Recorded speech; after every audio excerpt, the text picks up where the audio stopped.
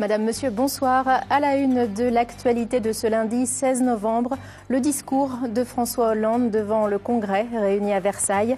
Le chef de l'État veut réviser la Constitution pour agir contre le terrorisme. Il annonce aussi un renforcement des moyens policiers et judiciaires. En Picardie, comme partout en France, on a rendu hommage aux victimes des attentats.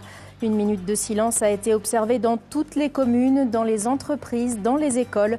Nous serons à Amiens, Beauvais et Creil. Rescapé du Bataclan, Maxime nous racontera cette soirée de fête qui a viré au cauchemar. Cet étudiant originaire de l'Aisne a repris les cours dès ce matin. Le docteur Busson nous expliquera comment il s'apprête à aider les victimes psychiatres dans une cellule d'urgence à Amiens.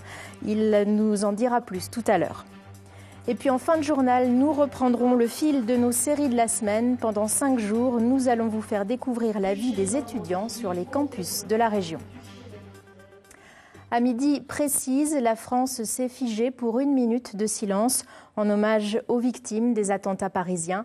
En Picardie, de très nombreux rassemblements ont eu lieu. À Amiens et à Beauvais, le reportage d'Émilie Montechaud, Benoît Henrion et Laurent Pénichou. Il n'y avait que le bruit des gouttes de pluie pour briser le silence de la foule réunie à midi.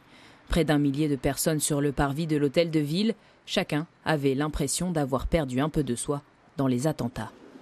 J'ai de la famille qui habitait rue d'Alibert au 16, juste à l'endroit où il y a maintenant un restaurant qui était une usine à l'époque.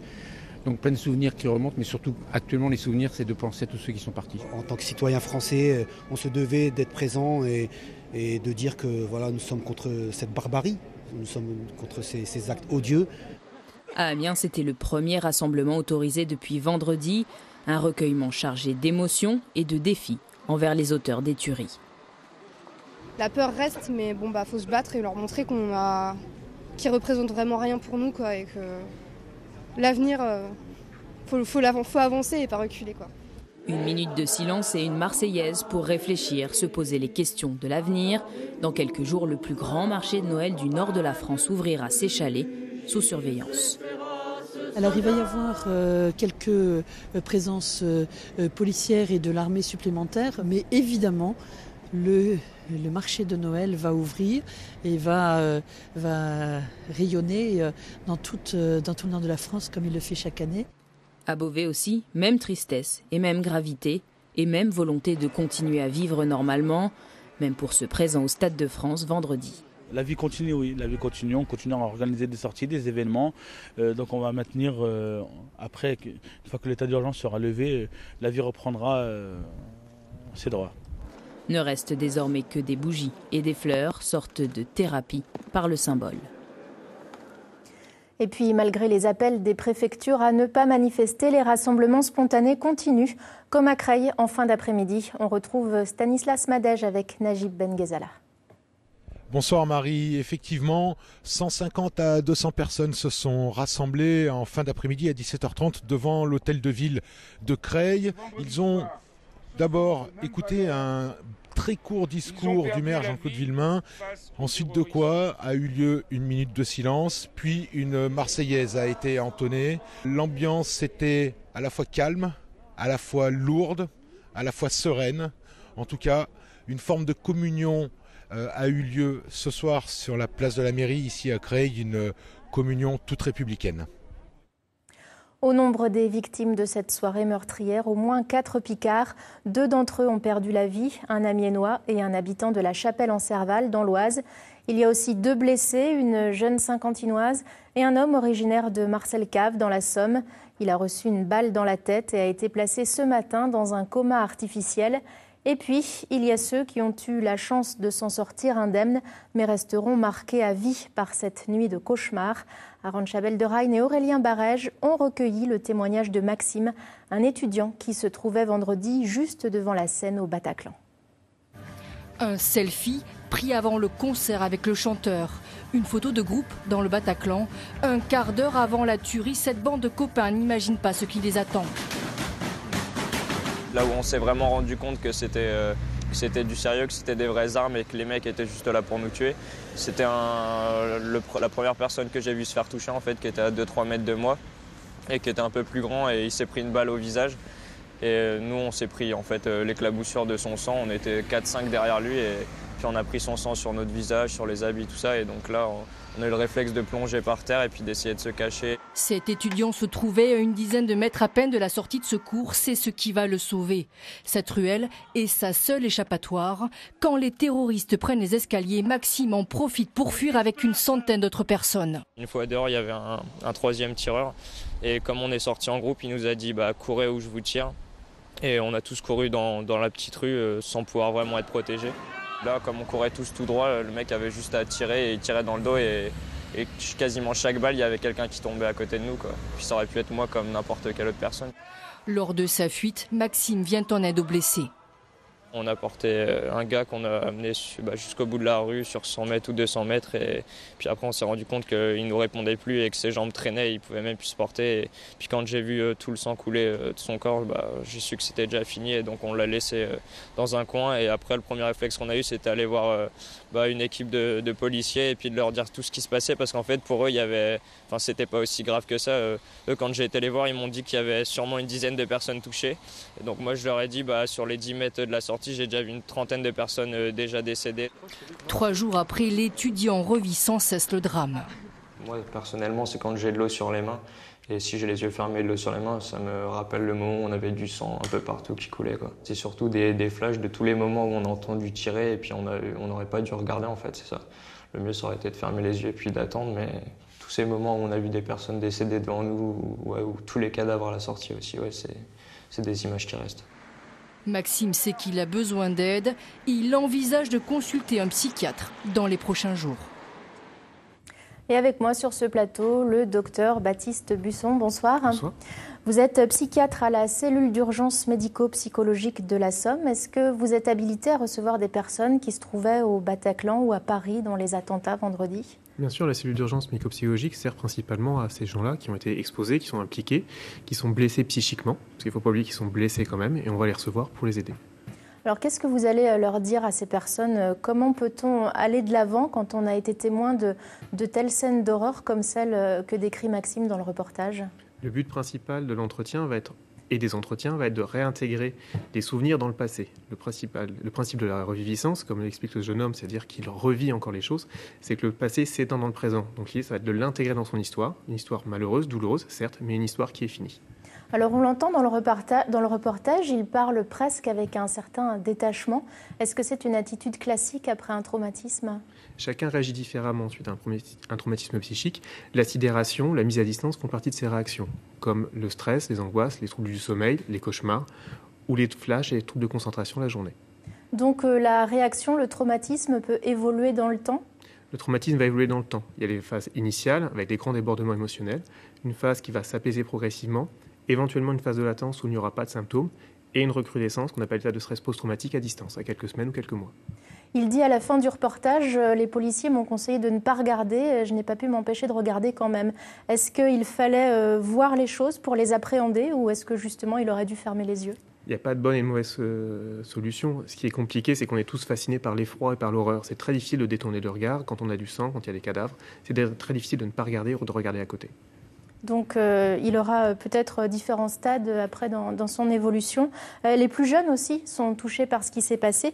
Ils ont besoin d'exorciser et de rendre hommage à leur façon, comme vous allez le voir avec cette initiative des élèves de 3e du collège de Moreuil. On en parle juste après Cathy Collin et Henri Dezonnet. Les jeans et les sacs à dos ont gardé leur couleur. Pour le reste, beaucoup d'élèves ont entendu le message partagé via les réseaux sociaux et les téléphones portables. Ils portent du noir en hommage aux victimes des attentats. Les images diffusées pendant le week-end, toujours à l'esprit. J'en tremble encore parce que j'ai pleuré beaucoup. J'ai vraiment été pas traumatisée, mais j'ai pas vécu ça, mais j'ai vécu quand même ça de l'intérieur. Et c'est vraiment horrible et on a peur. Paul, le délégué de classe, aurait voulu voir les 525 élèves du collège se rassembler devant l'établissement. Ce ne sera pas possible pour des raisons de sécurité. C'est la loi.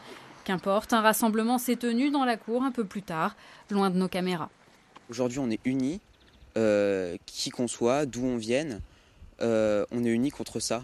Et c'est même pas le fait d'appartenir à une communauté comme le collège, comme la France, c'est surtout le fait d'être humain et puis de réagir à ça.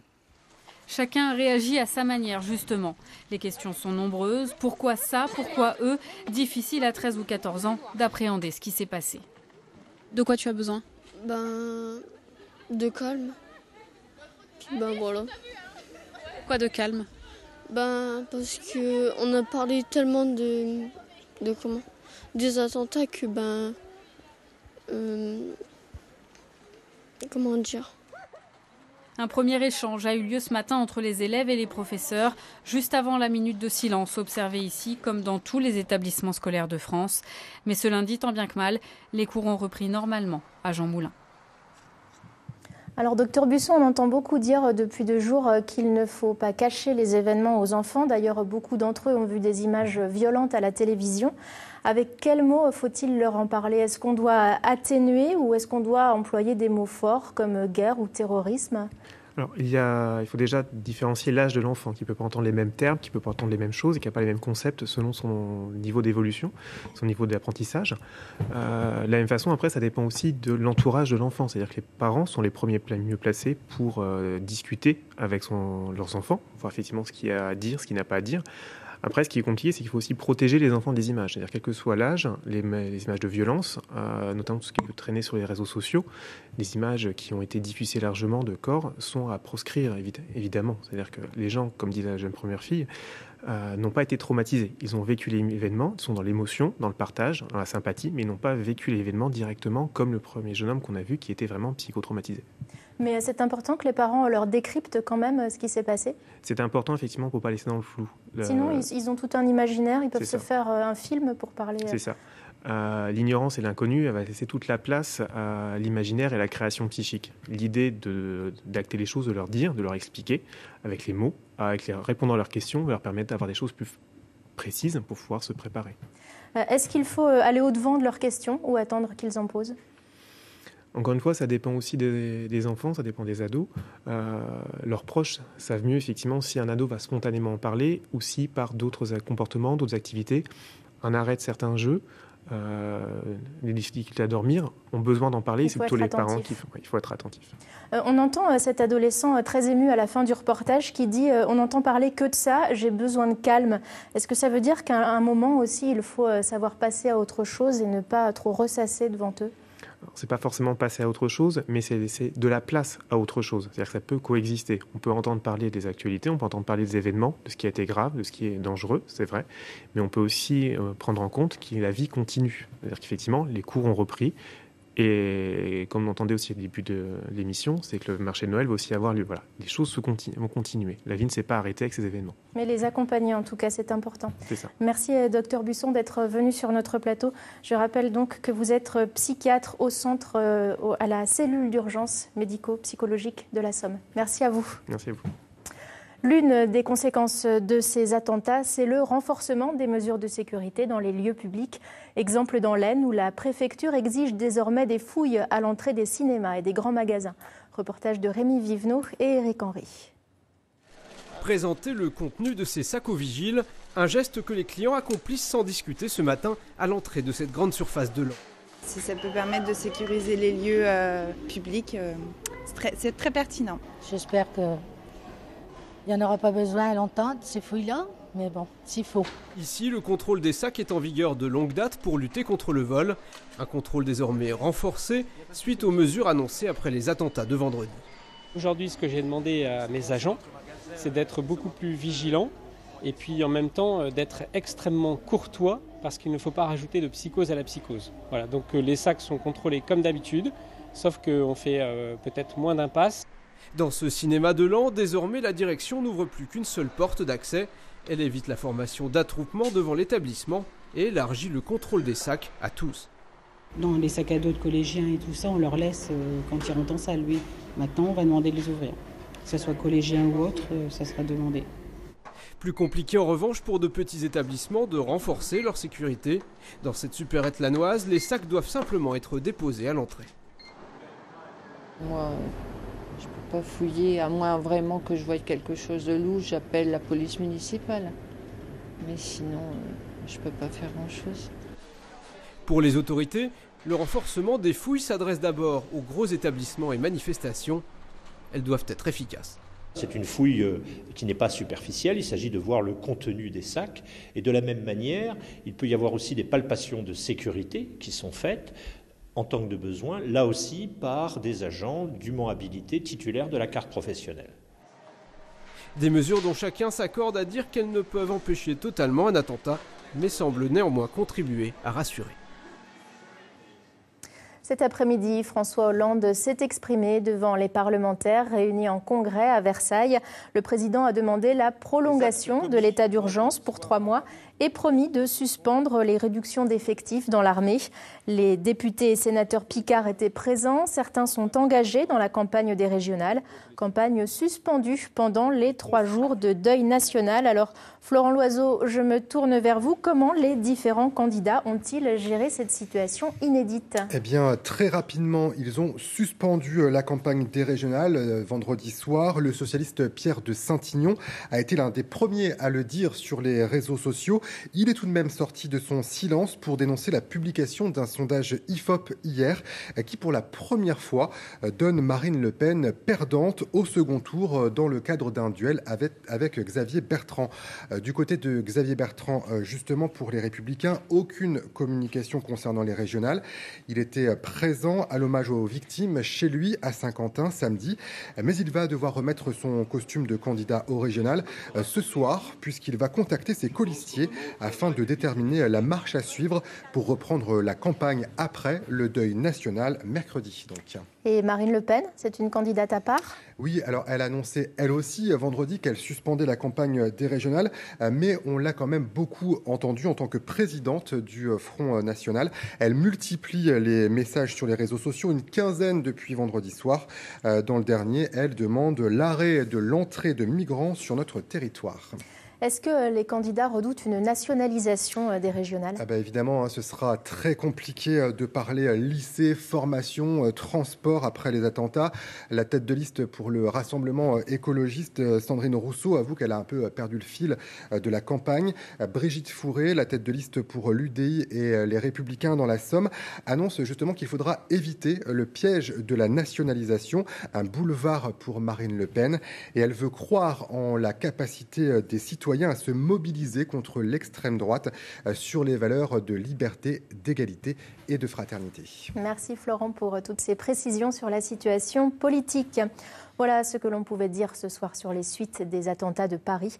L'édition nationale du 19-20 y reviendra largement tout à l'heure. Dans le reste de l'actualité, en Picardie, 600 foyers sont privés de gaz à Laon, en ville basse. En début d'après-midi, une entreprise de travaux publics a malencontreusement arraché une canalisation. Le gaz a été coupé par mesure de sécurité. Comme chaque lundi, débutons à présent une nouvelle série. Cette semaine, on s'intéresse à la vie des étudiants. Notre région en compte 40 000. Avant de voir comment ils se nourrissent ou comment ils se soignent, faisons d'abord un état des lieux. Amphithéâtre plein à craquer, manque d'enseignants. L'université de Picardie est sous tension. Elle doit accueillir cette année 20% d'étudiants supplémentaires avec le même budget. Reportage de Thierry Bonté et Henri Dezonnet.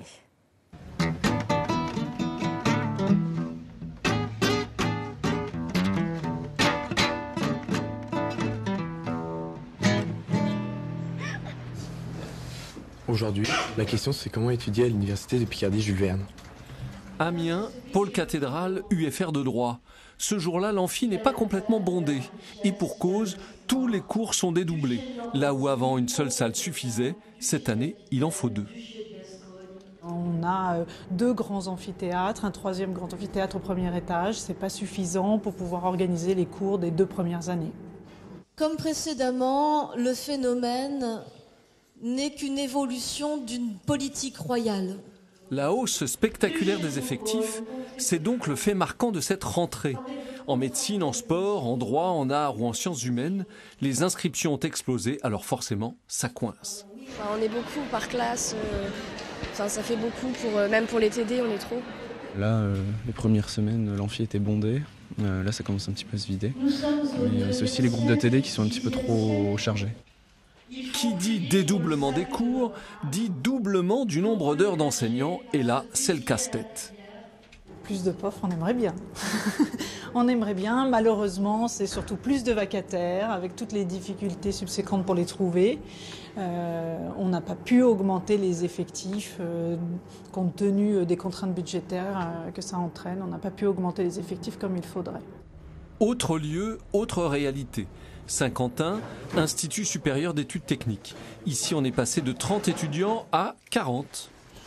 Et vous allez ainsi trouver sur ce document mon adresse universitaire. Partie intégrante de l'Université de Picardie, l'INSET fonctionne par classes et petits groupes. Une sorte de mini-campus qui attire des profils très différents, séduits par la formule. C'est le cas d'Axel, 16 ans, visiblement satisfaite. Franchement, je suis agréablement surpris. Moi qui voulais intégrer une école d'ingénieur, je trouve que l'ambiance est franchement super bien. Les cours, les professeurs prennent le temps de nous expliquer ce qui ne se serait pas forcément passé dans une fac à plus grande échelle. Et non, franchement, je suis satisfaite. Nous les connaissons, ils nous connaissent. Nous pouvons établir avec eux une relation privilégiée. Donc je pense que pour des étudiants post-bac, c'est assez rassurant pour eux. L'INSET vit ses dernières semaines dans les vieux bâtiments du 19e siècle. Début janvier, tout sera transféré dans ces locaux flambant neufs à côté de la gare, réunis avec l'IUT. À Amiens, on attend avec espoir la fin du chantier de la Citadelle en septembre 2016. Les nouveaux bâtiments devraient apporter plus d'espace, une bouffée d'oxygène. Mais l'investissement dans les locaux n'est qu'une réponse temporaire au développement de l'université. Le problème principal reste le recrutement d'enseignants titulaires pour assurer correctement toutes les missions d'une éducation de masse et de qualité. Ce que je regrette véritablement, c'est que nous ne soyons pas en capacité de répondre véritablement aux besoins de nos jeunes en Picardie. Nous accueillons beaucoup d'étudiants boursiers à l'Université de Picardie Jules Verne, des étudiants qui sont fragiles, qui demandent un accompagnement certainement plus important que d'autres étudiants, et on ne nous donne pas les moyens aujourd'hui de répondre à ces besoins. En fin d'année, la moitié des étudiants aura abandonné ou trouvé une autre orientation. C'est ce qu'on appelle la sélection naturelle.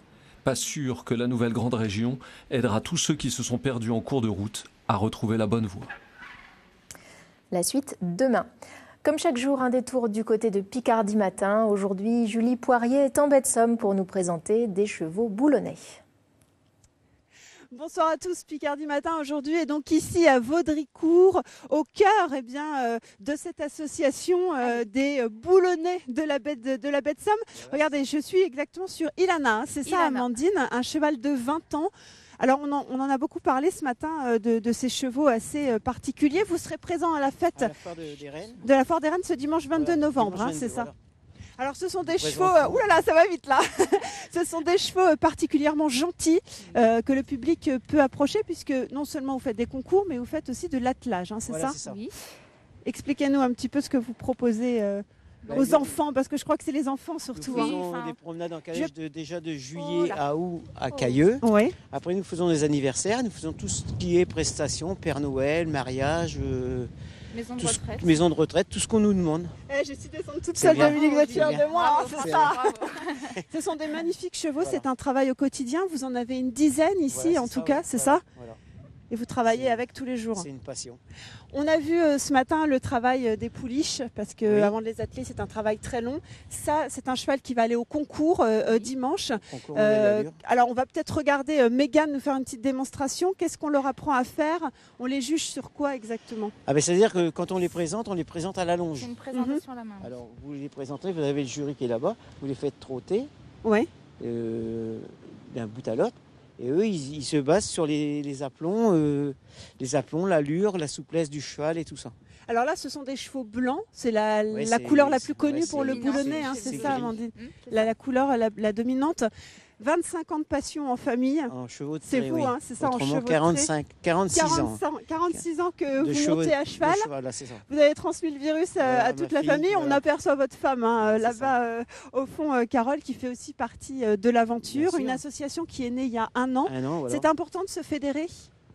Enfin, pourquoi on a créé l'association? Pour faire valoir le cheval de trait, surtout. Et partager aussi notre passion. Comme le cheval de trait est en voie de disparition, faire connaître le cheval de trait. Eh bien super. Alors si on veut vous voir, c'est dimanche 22 novembre à Rennes, à la foire Saint-Clément. Merci à tous les deux, merci à toute la famille en tout cas d'être venus. Nous on se retrouve demain matin en direct à 9h50. On va changer de département cette fois-ci, on va aller dans l'Aisne, on va faire de la cuisine à l'occasion du grand salon du bloc culinaire. On sera au lycée Le Corbusier et on va vous faire découvrir l'apprentissage des élèves pour peut-être un jour devenir des grands chefs. On se retrouve demain matin à 9h50 en direct. À demain, Julie. L'actualité, c'est aussi sur notre site internet. Ce soir, vous pourrez y voir l'intégralité de l'interview de Maxime Guichard, cet étudiant amiénois qui était au Bataclan vendredi soir et qui a miraculeusement échappé à la tuerie. On va se quitter avec des images tournées par Henri Dezonnet au lycée Jean Racine de Montdidier. Les élèves ont pu exprimer leur ressenti après les attentats à travers des dessins. Ce qui ne peut pas forcément sortir par des mots sort sous leur plume. Voici le résultat. On se retrouve demain, juste après, c'est l'édition nationale.